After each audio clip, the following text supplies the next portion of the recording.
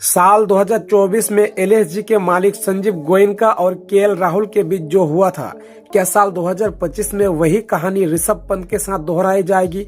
Social media पर आई तस्वीरों ने चर्चाओं को हवा दे दी है। साल की शुरुआत में ही संजीव गोयनका ने ऋषभ पंत को एक बॉर्न लीडर कहा था और यहाँ तक कि उन्हें आईपीएल में धोनी और रोहित के बाद सबसे सफल कप्तानों में से एक बताया था। इसमें कोई शक नहीं कि ऋषभ पंत बेहतरीन खिलाड़ी और कप्तान है, लेकिन इस मैच में उनसे कई गलतियां हो गई। एक अहम स्टंपिंग मिस कर दी, जो शायद उनकी टीम लखनऊ के लिए हार की बड़ी वजह बनी। 20वें ओवर की पहली गेंद पर मोहित शर्मा ने शहबाज अहमद को गेंद फेंकी। ऋषभ के हाथों में आई, लेकिन वह कलेक्ट नहीं कर पाए। इसके बाद उन्होंने लेग बिफोर की अपील की, रिव्यू लिया, लेकिन गेंद स्टंप से बाहर जा रही थी। अगले ही गेंद पर सिंगल हुआ और फिर आशुतोष ने बड़ा शॉट खेलकर मैच खत्म कर दिया। मैच के बाद ऋषभ पंत, संजीव गोयनका और जस्टिन लैंगर के बीच बातचीत हुई और यहीं से अटकलें तेज हो गई कि क्या संजीव गोयनका और ऋषभ पंत के बीच राहुल जैसी स्थिति बन सकती है। ऋषभ पंत पर 27 करोड़ रुपए खर्च किए गए थे और शायद इसी वजह से उन्हें लेकर इतनी चर्चा हो रही थी। पहले वह 0 पर आउट हुए, फिर फील्डिंग में चूक गई और कैप्टेंसी के कुछ फैसले भी सवालों के घेरे में आ गए। 18वें ओवर में स्पिनर को गेंद देना और 20वां ओवर किसी और से करवाने की जगह खुद मोहित को देना अगर चल जाता तो तारीफें होती, लेकिन ऐसा नहीं हुआ और फैसले पर सवाल उठने लगे। इसके बाद सोशल मीडिया पर केएल राहुल का मामला फिर से उठने लगा, जब संजीव गोयनका ने एसआरएच से हारने के बाद राहुल की सार्वजनिक आलोचना की थी, उन्हें सेल्फलेस कहा था और बाद में कप्तानी से हटा दिया था। ऋषभ पंत के लिए चिंता की बात यह भी है कि उनका अगला मुकाबला फिर से सनराइजर्स हैदराबाद के खिलाफ है। उनकी टीम की गेंदबाजी लाइनअप एसआरएच की बैटिंग के सामने कितनी टिक पाएगी, यह सोचने वाली बात है।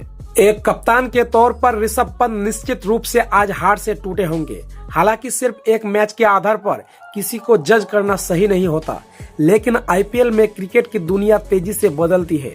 केएल राहुल, जिन्हें कभी आलोचनाओं का सामना करना पड़ा था, अब तारीफें बटोर रहे हैं। उनके लिए लोग कोट्स लिख रहे हैं और मीम्स बना रहे हैं। ऋषभ पंत की गलतियां कहीं न कहीं उस 27 करोड़ के प्रेशर का नतीजा भी हो सकती है। अब अगला मैच उनके लिए और भी ज्यादा दबाव भरा होगा। हालांकि लखनऊ की टीम में गहराई है, बैटिंग मजबूत है और गेंदबाजी भी अच्छी है। बस आखिरी के ओवरों में प्रेशर हैंडल नहीं कर पाए, वरना लखनऊ की गेंदबाजी शानदार रही थी। लेकिन सबसे बड़ा सवाल यह उठता है कि वार्नर का इस हद तक इन्वॉल्वमेंट सही है या नहीं। केएल राहुल इंट्रोवर्ट थे, सह गए, लेकिन ऋषभ पंत के फैंस कह रहे हैं कि वह इस तरह की दखल अंदाजी को झेल नहीं पाएंगे। ऋषभ पंत की ट्रोलिंग जोरों पर है। वह बल्लेबाज के रूप में फेल हुए, विकेट कीपर के रूप में चूके और कप्तान के तौर पर भी सवालों के घेरे में आ गए। इसी बीच केएल राहुल पिता बने और फैंस के बीच उनके लिए इमोशनल पोस्ट आने लगे। उम्मीद बस यही है कि संजीव गोयनका ऋषभ पंत के साथ थोड़ा धीरज दिखाए, क्योंकि यह कोई कॉर्पोरेट टीम नहीं है जहां हर मैच के बाद किसी को जज किया जाए। अगर ऐसा होता तो मुंबई इंडियंस में हर हार के बाद रोहित शर्मा या हार्दिक पांड्या को आलोचनाओं का सामना करना पड़ता। साल 2013 के बाद मुंबई इंडियंस एक भी शुरुआती मैच नहीं जीती, फिर भी उन्होंने 5 ट्रॉफियां जीती है।